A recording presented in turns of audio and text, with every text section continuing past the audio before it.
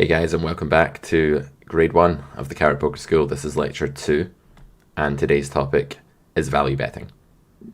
Value betting is one of the primary purposes for betting, along with bluffing, which we're going to talk about in the following lecture. We'll also talk a bit about denial today, which is my word for protection. I'll get into why I use a different word to the masses soon enough. But denial is going to be the reason for betting that's more secondary. It's never really enough on its own, but we are going to still stress today when it can help and when it can push us over the fence of value betting compared with not value betting. But on to value betting, the primary topic of today's lecture. This is a really important skill. It's one of those things that if you can value bet correctly, if you can understand when it's a situation that's not allowed for you to value bet in, optional for you to value bet in, or perhaps even mandatory, where you must value bet, your game will be in really good shape. These really are the key situations with respect to value betting in poker.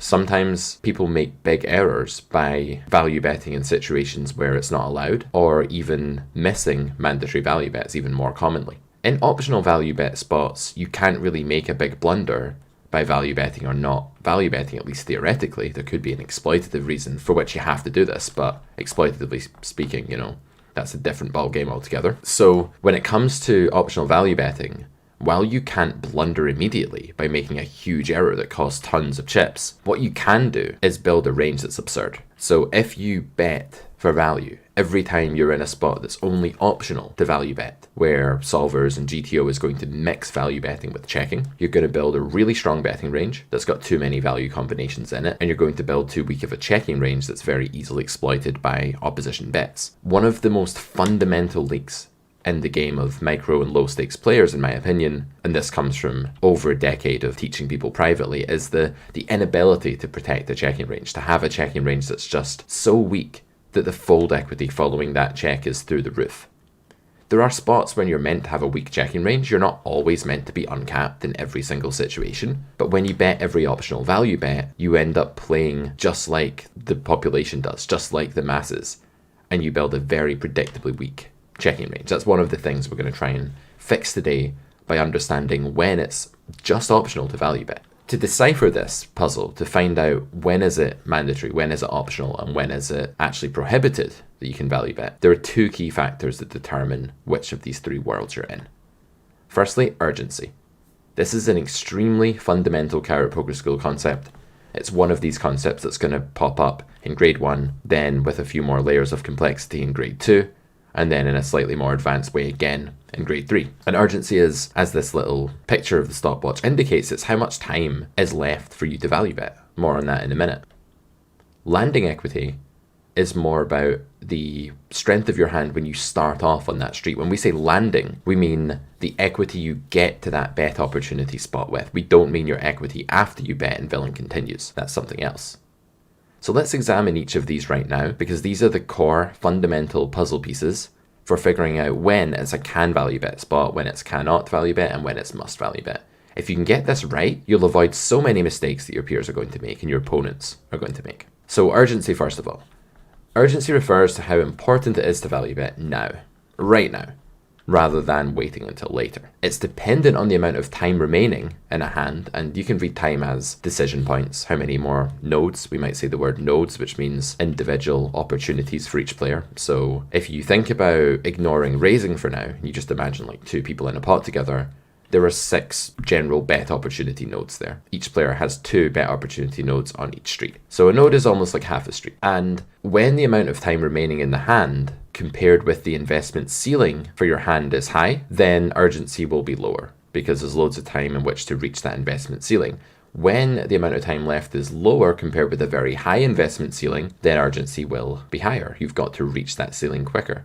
Imagine you're climbing up a ladder and you've got 50 rungs to climb up to traverse upwards, and you've only got 5 minutes to do it. Well, you better get climbing. If you need to climb up a very small ladder in 1 hour, you can take your time. You can chill and read a book on one of the lower rungs. So this is all about how quickly you've got to reach your destination. And that's not just based on how much time is left, it's also based on how far away your destination is. It almost takes me back to like doing physics in high school and distance, time, and speed, right? Equations of that nature. So weaker value betting hands can often delay their betting until later on in the hand because they don't need to invest so much by the end. They don't have this high investment ceiling, so there's very few rungs for them to climb up. They can do that quite easily. On the other hand, our stronger value betting candidate hands will want to invest more money by the end of the hand, and thus they usually end up making larger investments a bit sooner. You might wonder, why do solvers bet bigger on flops like 9-5-3 compared with flops like Ace, Queen, 7? Well, the idea is on 9-5-3 you have so many unique overpairs that your opponent doesn't have, that are abundant combinatorically speaking, and want to push the pot size up to that very high investment ceiling, that the solver likes to do it faster, likes to start climbing at a quicker rate sooner into the journey. So when it comes to mandatory value bets, they're typically hands that have higher investment ceilings and less time left to reach them. It's okay to bet small on 9-5-3 as well, but you better be overbetting certain turn cards later in that case. Very strong hands, unless you're getting raised a lot, do have to do a lot of pot building, and that pot building has to come from you, especially where you think your human opponents are not raising as much as a solver would, for example. So it's very important not to dilly-dally or delay value betting, not to undersize value bets in spots where your opponents aren't raising enough especially. Because the less your opponent's raising, the higher your urgency is, the more of the burden falls on your shoulders to build the pot yourself. So at shorter stack depths, urgency is lower. 3-bet pots, 4-bet pots, you might wonder, well, why does solver bet like 25% in a 4-bet pot? What's that all about? It's got a really big nut advantage here. Why is it doing that? It's got so many nutted hands that want to build a pot. Well, the idea is that although your range might be very strong, the pot's already grown a lot of the way towards its investment ceiling. And so in order to get the rest in, you don't really have to do a lot of betting. People talk a lot about geometric betting. Oh, you've got to grow the pot geometrically. You really don't. It doesn't actually matter whether you grow the pot in a geometric smooth way or in more of a sort of up and down jagged way, as long as you reach the investment ceiling by the end for your hand one way or another. Could be by villain betting and you raising, could be by you betting, then it's fine. What you don't want to do is create pots that are way too small for your very good hands. So urgency and time remaining in the hand are inversely proportionate. As the time left in the hand goes down, and basically that means we're actually kind of moving backwards in time here. On the river, urgency is very high. There's not a lot of time left in the hand.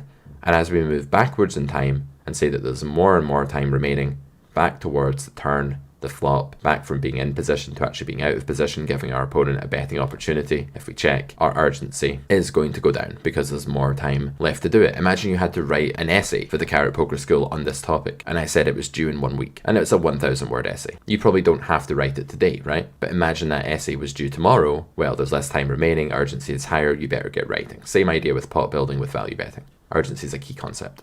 So as our hand equity increases, our urgency also increases, because stronger hands will retain more equity after building a big pot, getting called, making another massive bet, getting called again. Even by filtering the opponent's range significantly through the process of large investment, these hands still remain significant equity favorites. So the higher the landing equity, the starting equity of your hand, the higher the equity will be after you bet and get called. Therefore, these hands have more urgency because they crave a bigger pot eventually. The third thing which affects this is stack depth. In single raise pots, it's much more common to see things like turn overbets than it is in 3-bet or 4-bet pots. There are other factors as well, of course, that can make overbetting or large betting more prominent even at smaller SPRs, stack to pot ratios, but generally there's just less urgency here because there's less work to be done. I guess it's a bit like writing a 300-word essay instead of that 1,000-word essay I told you to write earlier. Well, that one's only going to take you a third of the time, so you don't have to get started quite as quickly. Or you can do a little bit at a time, much like betting small on the flop and then small again on the turn, something that happens a lot in 3-bet pots and 4-bet pots in GTO. So urgency is really core as a principle. We'll be returning to it time and time again throughout the Carrot Poker School in future grades as well. If you've taken our full scholarship, you'll have lots more urgency related stuff coming your way in the future.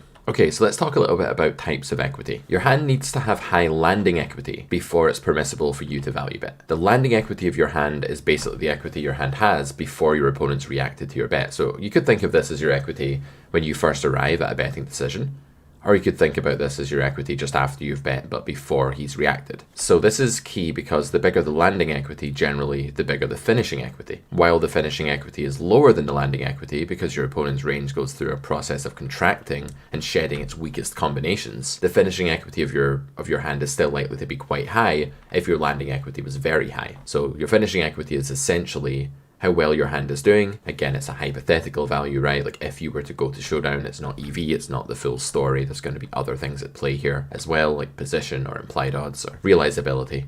But yeah, the higher your landing equity, the higher your finishing equity. So I start off by thinking about landing equity because it's easier to compute. Now, it's kind of difficult to assess finishing equity. Like you don't really know exactly what your equity will be, of course, after you bet and your opponent calls. You're not a solver with perfect information. You're not omniscient. There's not really any way of telling, but you can estimate it.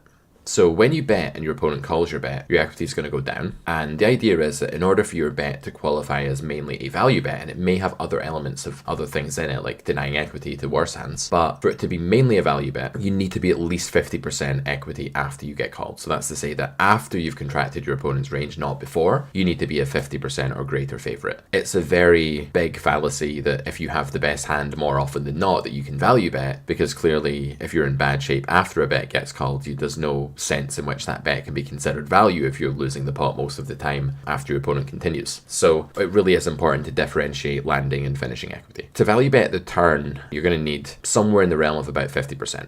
The reason for that is that you can have implied odds as well that can make it the case that even though you might only win the pot around 51% of the time, which is not actually enough to value bet rivers generally, and one reason to understand that is that, well, you might get raised as well, which is even worse than being called. So if you only have about 51% equity on the river after your bet gets called, it's not worth making that bet. Because while you're a slight favourite in the branch of the tree where villain calls you, remember thinking about poker as a tree of possibilities, there's also a branch where you get raised, usually. And that branch is much worse for you, and very often the EV of your value hands gets reduced to 0 in these situations. Whether you call or whether you fold, it's just lose-lose, it's bad either way. On the turn though, we can be more lenient. So on the river, we need about 55 to 60% finishing equity to bet. On the turn, it's not so strict because of implied odds. So we can bet the turn with a hand that's thin value, maybe it's top pair, but because we have that 2-pair out or that trips out or something like that, we're actually able to garner more EV from winning massive pots on rarer branches, but significant ones magnitude-wise, where we just hit something really big on the river and get paid. Because those branches exist, you can generally bet something like top pair with a flush draw for value, even if your equity when called is somewhat close to 50%, it's going to be fine because of the implied odds you get on flush completing rivers and allow you to value bet again. You're not just trying to win the pot as it stands. Equity doesn't describe all of the future bets you can earn, as we saw last time. So we get to harvest another thing as well when we bet turn, and that's denial. So it's not just about implied odds, I thought I would mention that. But another reason why we can sometimes bet turns more thinly for value than we can bet rivers is that there's this extra benefit of denying equity to weaker hands that are always going to fold, but on the turn it's actually useful for us to make those hands fold. On the river that goes away because these hands can outdraw us, they're drawing dead, right? There's no such thing as a straight draw on the river, although I'm sure I've taught students once upon a time who told me they had a straight draw on the river. That's another story. So our landing equity then is the higher value amount that we start off with in a decision point. Then we may choose to bet, and having bet, our opponent might choose to call. This is a branch of the tree, and when this branch of the tree occurs, we then end up with a lower quantity of equity that we'll be referring to as our finishing equity. So landing and finishing equity is not the same thing. What's the effect of bet sizing on this translation between landing equity and finishing equity? Well, the idea is that the bigger you bet, the more intense the contraction will be in your opponent's range, the more bad hands he'll be shedding and throwing into the muck. So that means there'll be a bigger gap between landing equity and finishing equity, because your opponent will get rid of more bad hands, his equity will go up more. As poker, at least in heads-up pots, are a zero-sum game, that means that when his equity goes up, yours goes down. Right. So when we B33 here and get called, we don't experience a big dip between our landing equity and finishing equity. Remember that our goal is to have around 55 to 60% finishing equity on the river and around 50% on the turn. That means that the starting equity or landing equity that we need to value bet for B33 is not that high. It may only be in the 60s or low 70s. It doesn't have to be a whopping 80% hand, because the idea is you're only causing a minimal contraction in the range of your opponent. If you use a more standard bet size, probably a more popular one for things like turn Z betting or river betting, B75, again, B75 means betting 75% of the pot, then the contraction in your opponent's range will be greater, your equity will plummet a bit more, and thus, in order to reach your target finishing equity, you're going to have larger landing equity to start with. Same thing goes with overbetting. The contraction is now even greater. These are not to scale, don't take them too literally. I didn't get a measuring tape out onto my monitor here. But yeah, the idea is that with B150, the contraction is rather significant, and therefore it's not uncommon to want to expect massive amounts of equity to embark on a value bet of this size. So we need to know roughly how much landing equity we'd need for each bet size in order for our hand to value bet that size. So what's the landing equity requirement? Why do we examine landing equity? What's that all about? Why is it required landing equity for bet sizes that we look at and not finishing equity? Because the latter is really hard to work out, but in a solver, you're going to be able to get really used to just scanning over starting equities of hands, putting on the equity display in your, whether it's a browser-based solver or you own your own solver which you use, it doesn't really matter. You can turn on an equity view and actually look at which hands are above the thresholds that you need to value bet for each kind of sizing. So this is what a table would look like. When we're value betting the turn, we can often do it just as a very slight favorite. Sometimes we don't even need 55%, especially out of position. We'll get to that. But when we're value betting the river, it's much more common to need more equity to get away with a certain bet size for value, because on the river, the bet size is exclusively value or a bluff. And in this case, value. We talk about bluffing next time. It's not for denial. We're not denying equity on the river because our opponent can't fold anything that's bad but live. He's just going to be folding either better hands or worse hands. Basically, it's way ahead, way behind. And secondly, there's no more implied odds to garner. There's no more EV to get from future bets on the next street. It's just the bet you're making now. Therefore, you need to be more strict on the river, as we said. For B33, we're going to go with, and I want you to focus on the river here, just because it's the more important one, which will be a bit more rigid. On the turn, you can get away with a bit more. On the flop, you can get away with almost anything, because equities run so close together between the ranges and lots of things are possible. But on the river, we've got to be more strict. So try and remember that 65 to 70% equity is a good starting target for a hand that's going to make a B33 for value. Now, you're probably sitting here thinking, Pete, how am I meant to know the equity of my hand? This is preposterous. I can't know that. You're not meant to. It's basically like, I don't know how high the wall outside my house is. I've never measured it. I could hazard a guess. I'd probably be off considerably. But I do know that I can jump onto that wall from the ground, at least currently. Maybe not when I'm old. But yeah, I can jump onto that wall, and I know that. Therefore, I can say I have enough jumping skills to jump onto that wall. I don't know how high the wall is exactly, and I don't know exactly how high I can jump, but I know that I satisfy the criteria. So very often you'll just know that your hand is good enough to satisfy the criteria for betting one of these sizes without knowing exactly what that is or without even remembering the exact threshold. This is all fine. With B75, you might wonder, well, why do we need so much equity to bet this size? Surely like 75 to 80% means we're a massive favorite. It does, but recall that after we bet, we're going to become less of a favorite, right? He's going to change his range, he's going to contract it, and we're going to have to be surviving against the new range that he calls our bet with, not the old one that we were against before we bet, or before he reacted. And with B150, it's very common on the river to actually require 85 to 90% equity to use the sizing. Again, there's no other benefits here, it's a pure value bet, so we need a lot of starting equity to have enough finishing equity when we're done. Another thing that's worth noting here is the board texture, in particular the drawiness of it, has a lot to do with what our equity band will actually be and what the requirements for certain bet sizes will be. So on wet turn spots, meaning lots of draws are possible, our hand is ahead more often than our equity actually suggests. Like, it's perfectly reasonable for me to value bet for B150 when you have a flush draw and I have a set. Totally reasonable if that was your whole range was that flush draw and my whole range was that set, I would just always bet, right? And that's fine. But I wouldn't be a massive favourite because the draw would still be live. It would have 18 to 25% equity against me depending. And yeah, I'd have to fade certain river cards to win the pot. So contrast that to a situation where we have a really dry texture, where if I have a set, I'm basically invincible. Let's say it's like King 9, 5 deuce rainbow. Okay, there's a few gutters you can have or whatever, but you're not likely to call with those. I overbet and you call and I have a set. I basically just win, right? I just always win. And so I have 100% equity. So basically when you're on a dry texture and you only have 75% equity, you're never going to be close to overbetting because that means you're actually losing close to 25% of the time. But when you're in a wet texture, you might be able to overbet with 80% equity or 78% or something. And this is because a lot of the opponent's equity doesn't come from hands that beat you, it comes from draws that have to continue. Or not. Either way, it's win-win. So texture matters. Look to have more equity for certain sizing on a dry texture because you actually need to be ahead, and on the wet texture, your equity will naturally be lower, but not in a way that stops you wanting to value bet.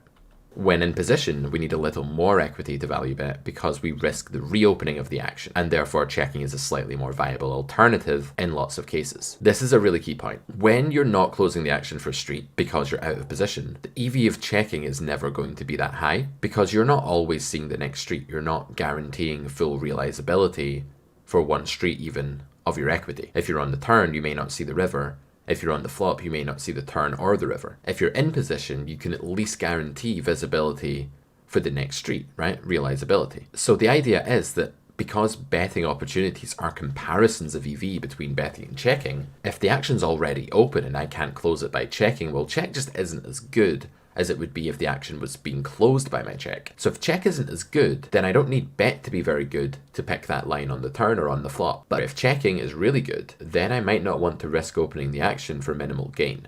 So I'd say that in general, out of position, you need a little less equity for these bet sizes, and block betting, B33ing, out of position is a very common practice in GTO because of this phenomenon. But when you're in position, is it worth betting 33 or 25% of the pot for value when you reopen the action by making that bet? Oftentimes it's not. So yeah, position matters to all kinds of things, no less equity. When out of position, we need a little less equity to value bet because check is just less viable. That's the idea. When in position, we need more because check is so viable. It's like if I offered you $200 in each case, but then in one case I offered you an alternative of 300 and in another case only 50, your answer would be different each time, right? Whether you choose that $200, because it depends what the other option actually is. This is key. So let's go back to our three different potential worlds for value betting: can value bet, cannot value bet, and must value bet. Remember, telling which one you're in is so important. So in game theory, these are the situations. Must value bet, when your hand is strong enough to pick the bet size that you're thinking of, and the urgency is high. It's high enough that you actually have to do the betting right now, in the same way that you have to start your homework assignment now because it's due tomorrow. Same idea, right? We've talked about urgency already. Perhaps it's merely optional for you to value bet. This would be the case whenever your hand is strong and strong enough to pick the bet size that you're thinking.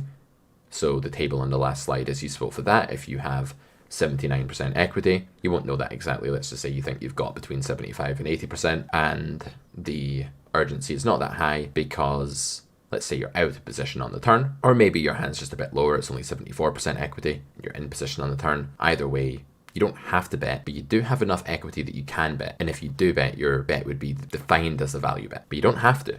And remember, if you bet every optional value bet, you're not gaining anything by betting. Don't have a prejudice towards getting value. Don't be biased towards it. If, in theory, the EV of checking and betting are the same, it just means that the EV of check comes from less obvious sources than the EV of betting does.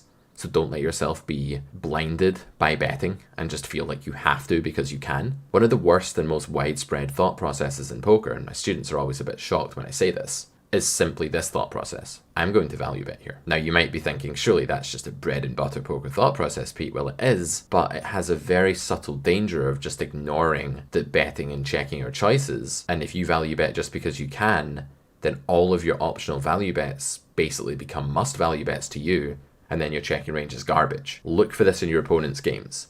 It's not common to find opponents who know how to slow play effectively in spots where GTO lets you slow play. There are spots where you can't, right? Those are must value bet spots. But out of position, your opponent still has a bet opportunity on the turn, you're on the flop still, maybe you're on the river out of position with certain blockers. There's lots of times you can slow play a hand that you wouldn't think to. And then cannot value bet, when people try to value bet a hand, or try to bet a hand in general, that's around 58% equity on the turn or 63 on the river, they're typically making a blunder. They're typically betting a mediocre hand that has very high check EV, and due to the uselessness of that extra investment when they bet, too much of that extra investment just gets lost when they're losing for no reason, while not actually accruing any value when they're winning, and therefore just not making that investment would have been higher EV. Hope you guys understand that concept, right? That when you bet, you do risk extra, so that extra has to be working, it has to be doing something for you in order to actually be worth it. Poker's all about risk and reward, investment and gain and loss, these ratios. So the idea is that you're not building a betting range in a spot with like 4% pot or 17% pot, because there's no point. it doesn't do any better than checking, generally in theory. So if the minimum bet size you would consider is, let's say, 75% pot in some spot, which is reasonable in position, where you don't want to reopen for small bets necessarily, and your hand only has 65% equity, then you are definitely in a cannot value bet spot, because while you win most of the time, you don't if you bet and get action, so too much of your bet gets burned. So yeah, we'll practice this throughout this lecture and throughout the course and throughout the school in general. This is such a core skill, just knowing which of these worlds you're in. Try and think this way. Next time you're in a session of poker, stop and ask yourself, is this must, can, or cannot, and actually explicitly ask the question. Only that way are you likely to shake off your old habits, which may just be as sloppy as I'm going to bet for value, and actually introduce the Carrot Poker School, an objective theoretical poker framework that we're teaching here, into your game. It's one thing to watch and enjoy a course and think I'm learning. It's another one to actually implement things. We'll talk more about that later, how to work on implementation as the course goes on. So let's start with an example here of a time that you cannot value bet.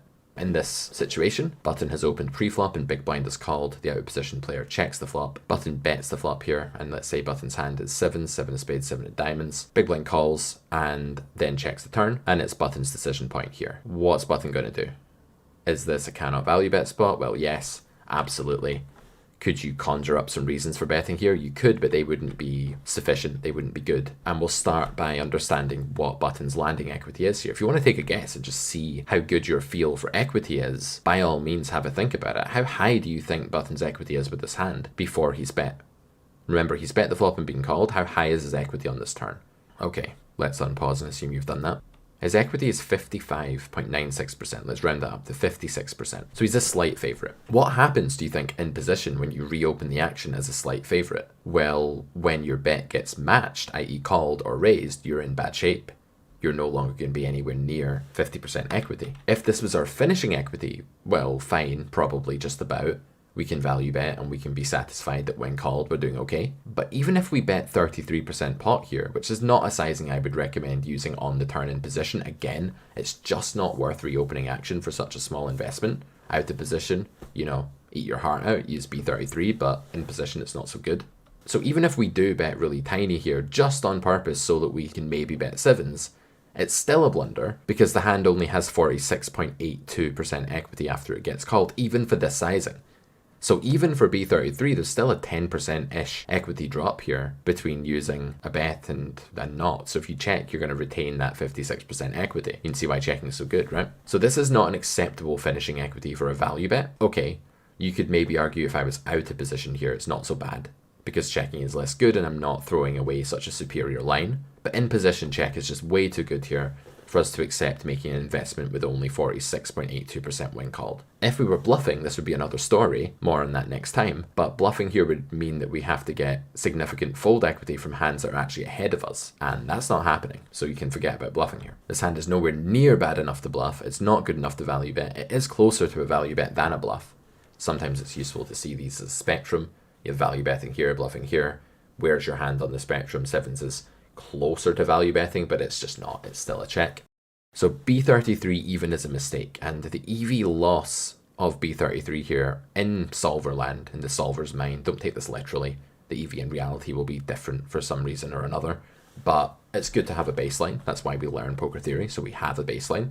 It's a big fallacy that poker theory is useless unless your opponents are playing exactly like the solver. Of course they're not, but that doesn't mean that we don't have a great starting point.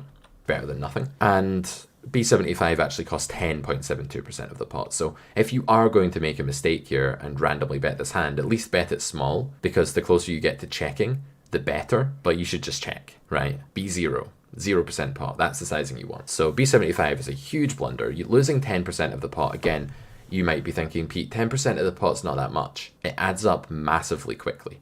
Because this is such a common situation, and because the pot's already nearly like probably 10 big blinds, something like that, you're basically losing a big blind. Losing a big blind in a hand is the equivalent to doing something like calling 9-4 off to an under the gun open or something. It's like really bad, right? So you want to avoid that. So why do people make the mistake of betting here? Well, there are some reasons that are very common that you hear in general poker parlance all the time that you should actually just refute. If you catch yourself making some of these reasons, you have to say like 10 poker Hail Marys and all that sort of thing and cleanse yourself of these aberrations. But yeah, on a serious note, here's a bad thought process. I wanted to end the hand before the third heart came. You can't. If your opponent has a flush draw, they don't fold, right?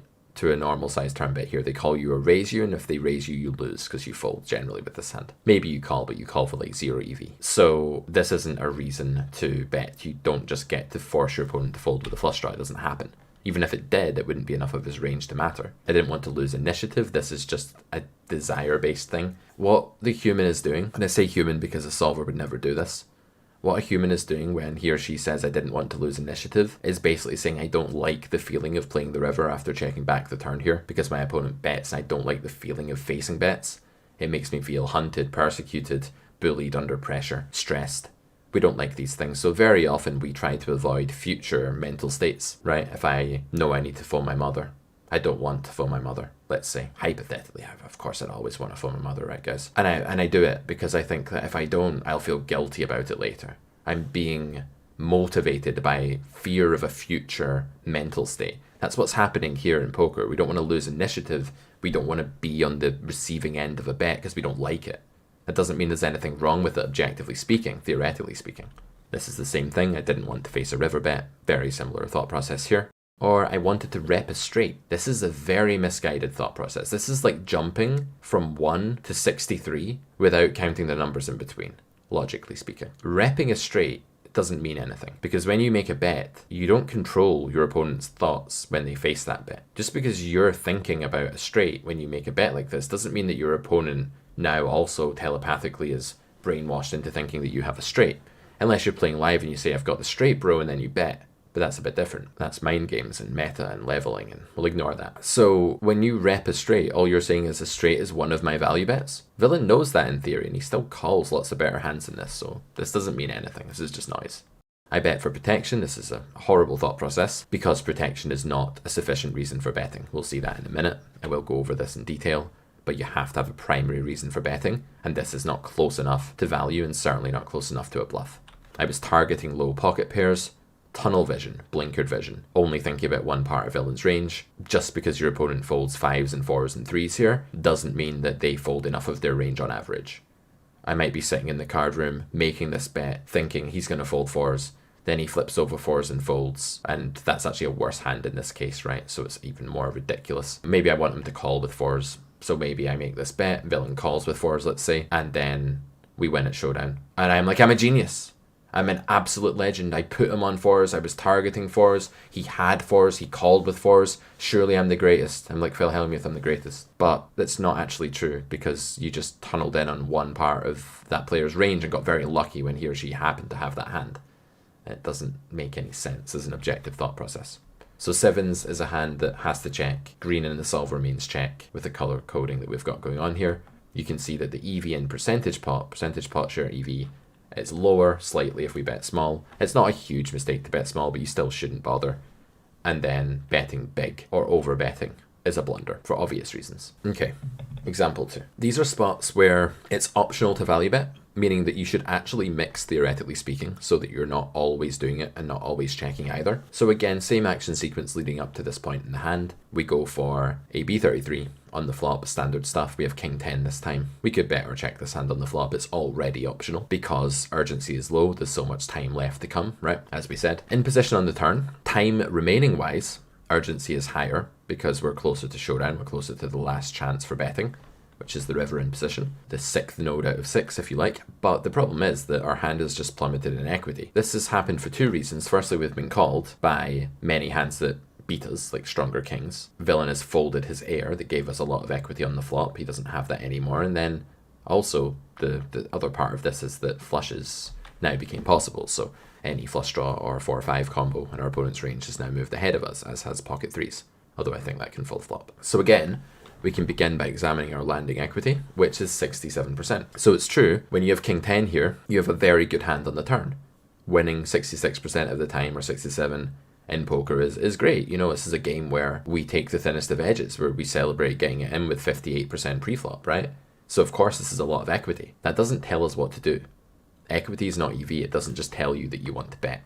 If we could have this much of the pot in EV after betting and getting called, it'd be a no-brainer, right? We definitely want to bet. But on a dry turn or river, this is not enough equity for b75. This is actually just a check. Because remember, on a dry turn or river, if your opponent ever has any equity, then that equity will always come from beating you. Usually, because there aren't many draws that he can have to be slightly behind. Here it's not so bad because our equity is a bit better than it looks here. The reason the solver says we've only got 67% isn't that we're losing 33-34% of the time here. It's actually that a lot of the time when we're winning and could value bet if we could see our opponent's hand, we're not as far ahead as we would be on a dry board, and that brings down our overall equity. So this is still in the realms of can value bet because it's such a wet texture. If this was like King 7-7 deuce rainbow, you don't want to really be betting with 66% equity on the turn in position. You don't want to be reopening the action with that level of equity. But villain having plenty of hands that are pair plus draw, pair plus straight draw, and diamond, diamond draw, gutter and diamond draw, ace high with diamond draw with live pair draw, that sort of thing. He's gonna have hands within this 20 to 30% equity band pretty frequently. And what that means is our equity is actually better than it looks. Thus, this hand qualifies for a b75 value bet as an optional play. There is no urgency to do this here. Just like with your homework task, if it's due in a week and you have only, let's say, 500 words to write, you could do it now.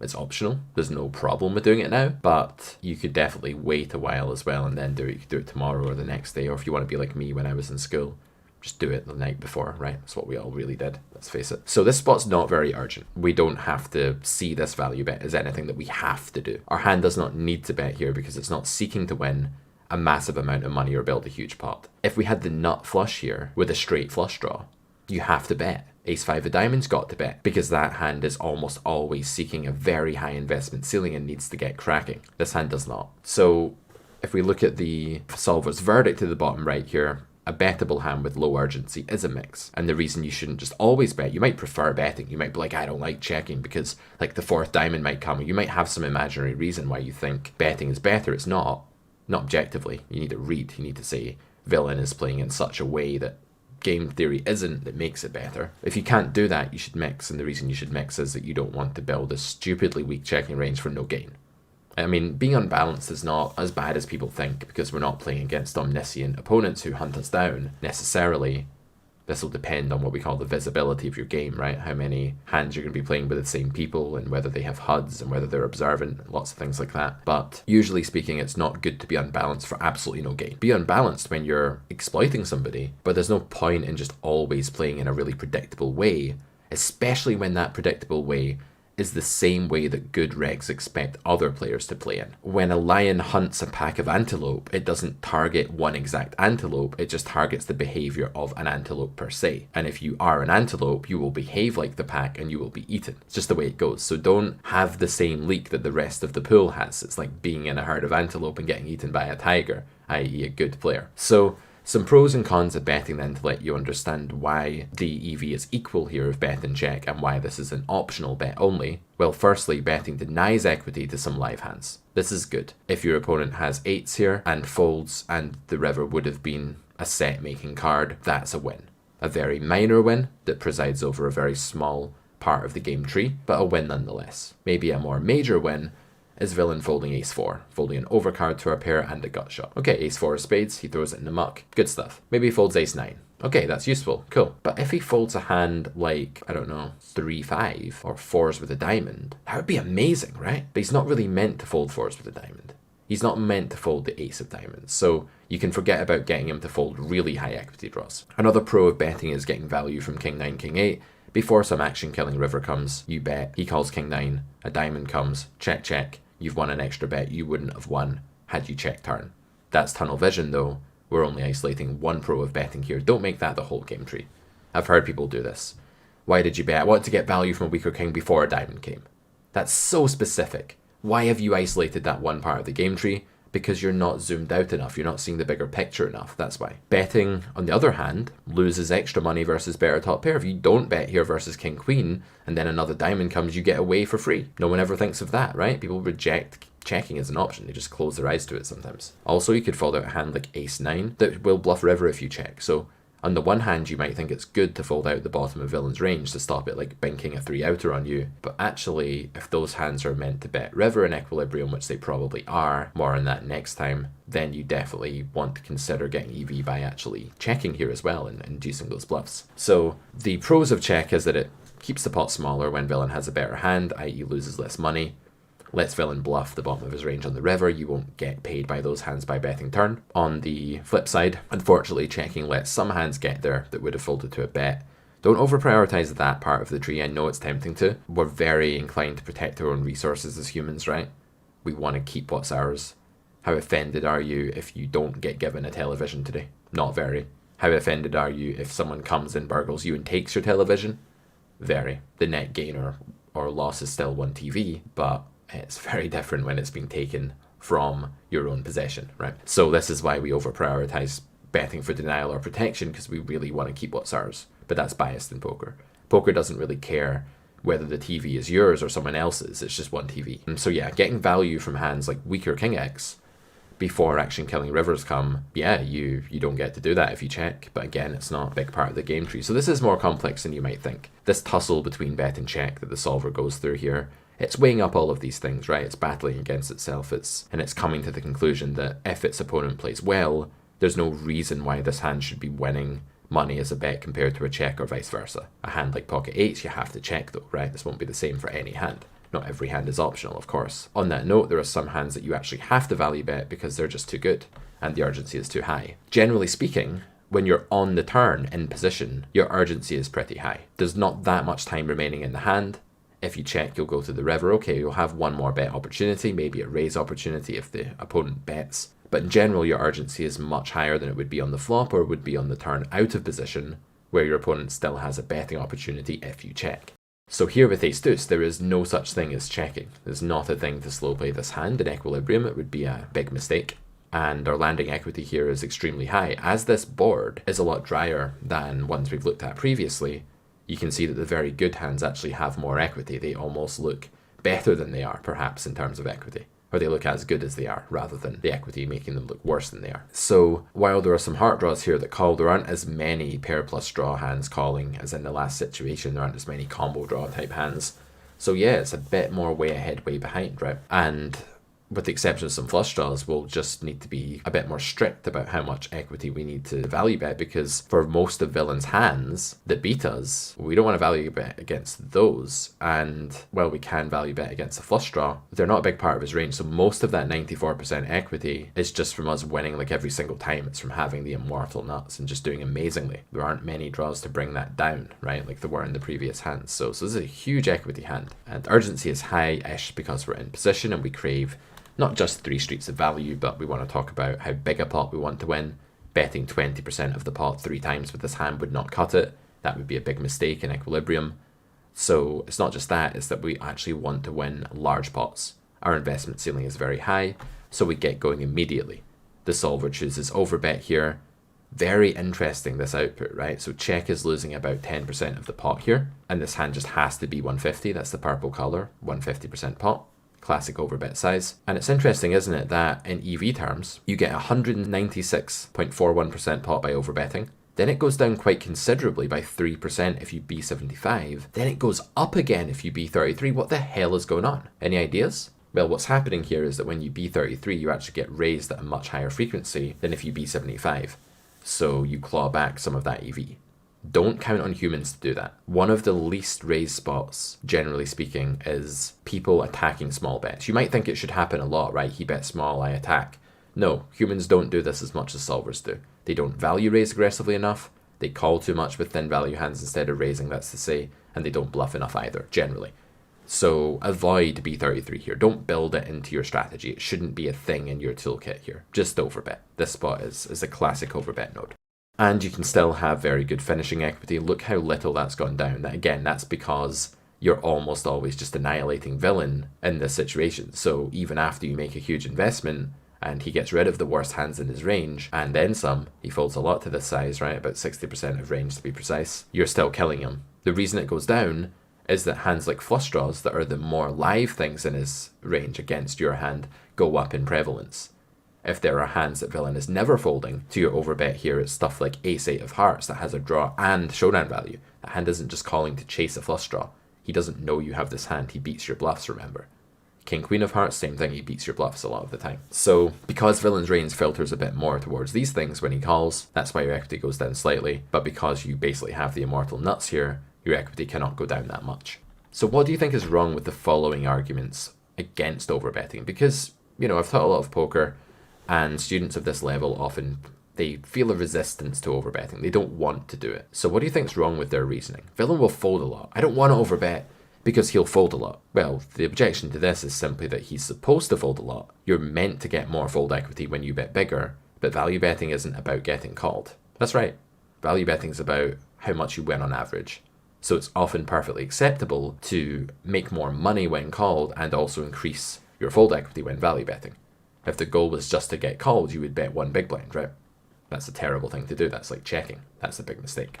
We wouldn't play a bluff this way. Actually, you just would play a bluff this way. You're supposed to play bluffs this way. This is just your problem, right? Not theory's problem. I love to say to people, that's not theory's problem. Like when they object to like some game theory concept, it's like, that's just something that you're doing for no reason. So if you don't want to bluff with the sizing, fix it. It's a mental game leak. It's a resistance. And then thirdly, we make it obvious that our hand is strong. No, you don't.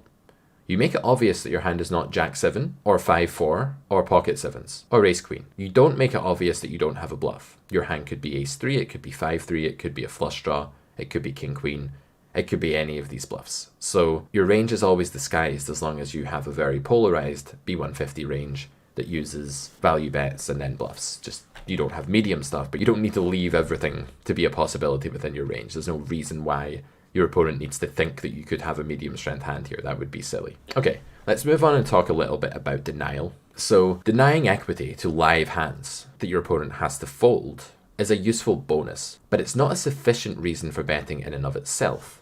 Denial comes in handy when fold equity is largely useful to you. So that means if villain is largely folding hands that are totally dead, then why is that good for me? Denial is only a useful thing if he's folding 15, 20, 25% equity hands on a regular basis, not 5% equity hands. If you flipped your cards over and you didn't know I could see them, and you had 5% equity, I would rather check. If I wanted, the good thing to do would be to tell you you'd flipped your cards over, but if I wanted to exploit you and cheat you, angle shoot you, then I would just check my really good hand because I know you're folding your hand if I bet, right? And I want to try and get money. I'm definitely okay with you getting a 5% chance to hit the river if you're going to bluff 50% of the time when you miss. I get that money back that the 5% of the time you hit costs me, right? So let's compare two examples where we have a similar strength of hand. In one spot, the value bet is going to deny a lot of equity. Remember, it's a value bet because value betting is the primary purpose, but it will have a secondary purpose of denying equity, i.e. getting protection. And in the second case, the fold equity is more useless as villain's folding range is practically dead against our hand. So this is case one, where when we bet the turn as button for 75% pot, having bet flop, this is certainly a value bet. We are going to have starting equity here that's very high. I would guess it's going to be in the 80s comfortably, and is going to be fine for B75.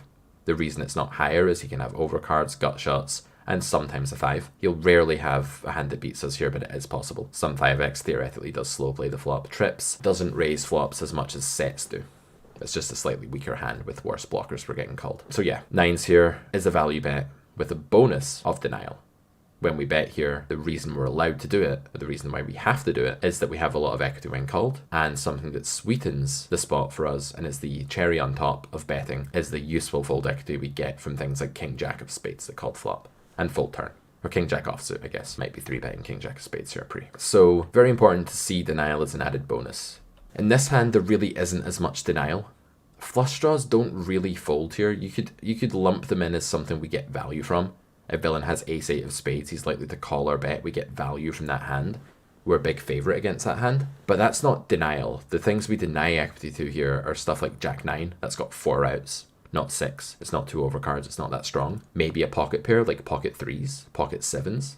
That hand has 2 outs, or maybe a pair on the board such as 6-4 suited. Again, that hand is very dominated by our specific holding. So for most of the hands that villain folds to our bet here, it's not so useful that he's folded. There's less to protect, but I don't really like the word protect. The reason I don't like to say protection here, and I've changed it to denial, is that protection makes it sound like it's something you have to do. I had to bet for protection.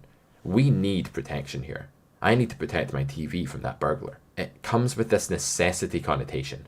The thing with denial is I get to deny you something. It's more optional. It's more of a bonus. I think it's semantically cleaner. I'm a bit of a nitpicker when it comes to these things. I like things to be very tidy. Semantically speaking, I like the right words to be used for poker. I'm quite an academic about it. I think it's important because when you use a word in poker, you don't just use it within poker. That word forms certain neural connections with other parts of your mind, right? So when you say protection, it does conjure these ideas of necessity. And it might have you bet for an insufficient reason. You might not have a value bet here. If you had pocket 8s here on the right hand side, it would not be a good turn bet, but you might make it if you're focused only on protection. So when we say I bet for protection here, we're typically hyper-focused on the money that's already in the pot and already belongs to us based on the number of times that our hand is best or we make villain fold. Like if we have 80% equity and we get to make him fold, we then have 100%, but we're not thinking about gaining that 20%. We're actually just thinking about keeping our 80%. But usually you keep it by checking, that's the thing. If villain was just always going to hit the river, and I know it feels like that sometimes, guys, when you play poker, you always get run out on. You don't. Your brain prioritizes and remembers the things that sting. This is how we work as a species, survival orientation. So don't let your brain delude you into thinking that the 80% of the pot that you have is in some way more important than 80% of a pot that you didn't have. 80% is 80%. This is blinkered vision. This is over prioritizing the resources that you think are already yours or you're entitled to.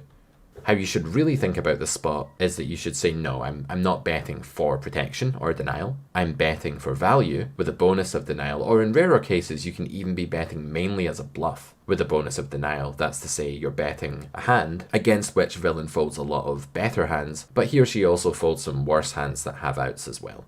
So the fold equity comes from different factions of your opponent's range, but they're both useful. But of course, getting someone to fold hands that have 70 or 80% equity against you is much more meaningful for the gain of betting than making someone fold 15 or 20%. So this is more holistic vision. So denying equity to hands that are already losing only wins you a little bit of the pot. But we're not thinking about that when we say I need to bet for protection. We're thinking about the whole pot and keeping our 80%, but we usually keep it anyway. That's the caveat. And when you risk the bet, you might say, well, what's the downside? Why can't I just secure that whole pot? Why can't I stop him hitting the river? Like, why not? Well, when you actually zoom out and look at a bird's eye view of the whole situation, that bet that you're making is actually a bet that you lose when you run into the hands that beat you and continue against you. When you make a really thin value, like too thin a value bet, because you want protection and you get raised, you just lose the pot and you lose that extra bet as well. So not only do you lose the whole pot anyway, but you maybe even lose it against a worse hand.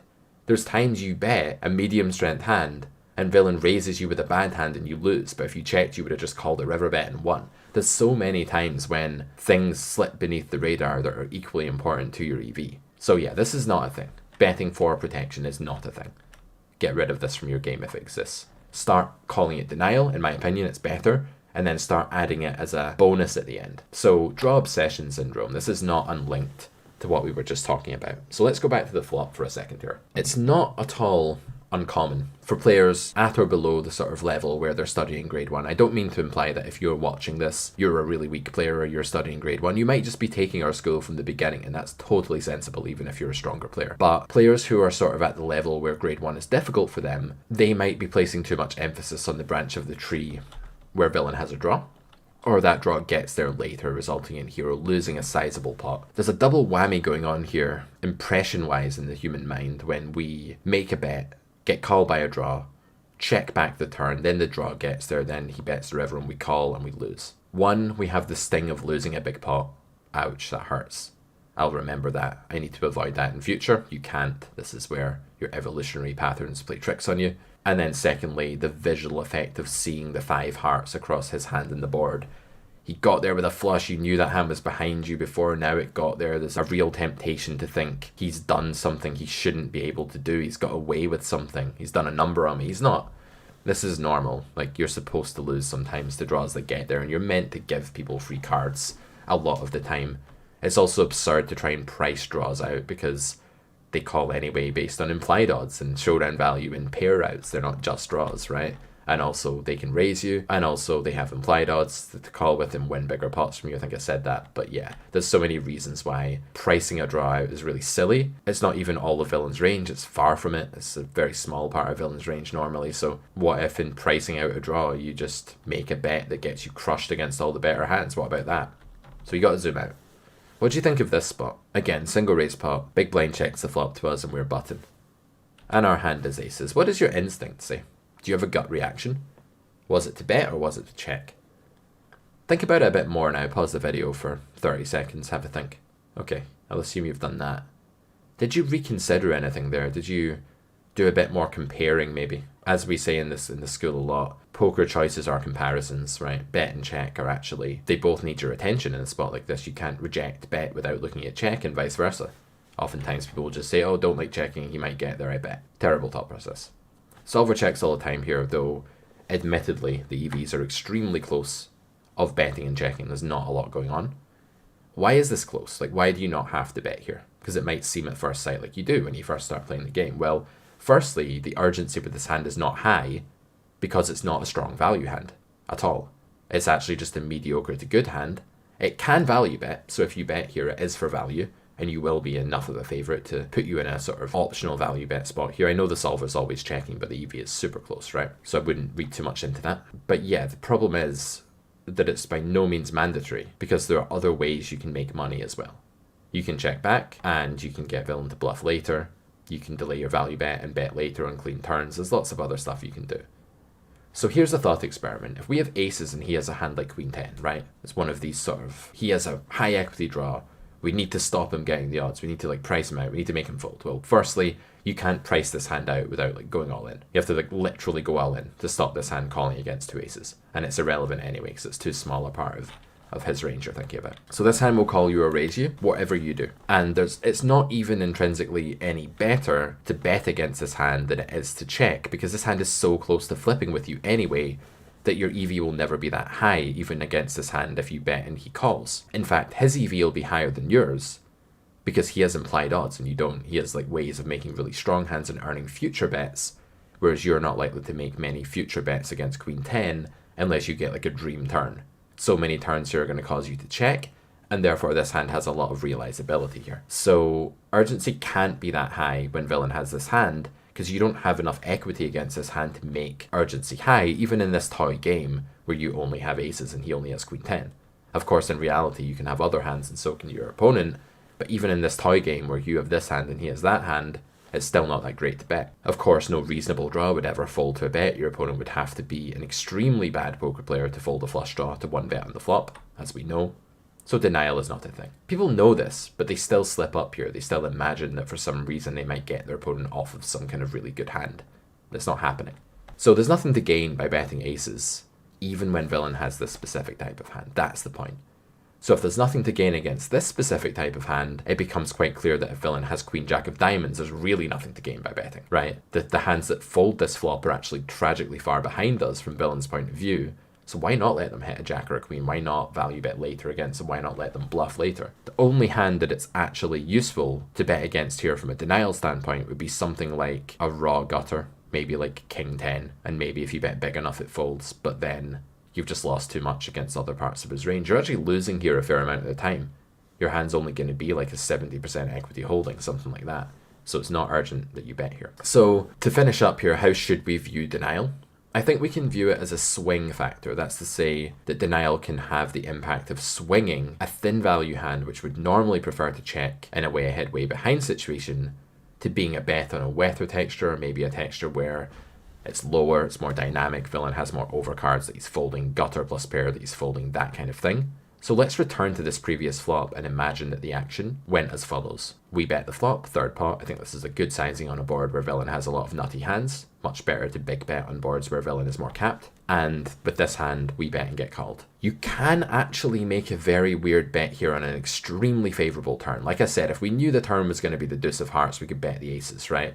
Because it's a much, much better situation for our range when villain misses all of his flush draws. And straight draws and combo draws and pair plus draw, if we knew the turn was the two of hearts, would actually be really low EV on the flop and we could value bet against them much more happily. So when this card comes on the turn, it follows that you can actually get quite cocky for value here because your pair of sevens is much better than it would be on most turns. It's fairly close to a value bet. In fact, you might look at this and think, but it's only got 43% equity. That's its finishing equity, right? That's not high enough. We said that it needs to be about 50%. But the thing is, that this is such a wet texture that actually your hand is winning way more often than this.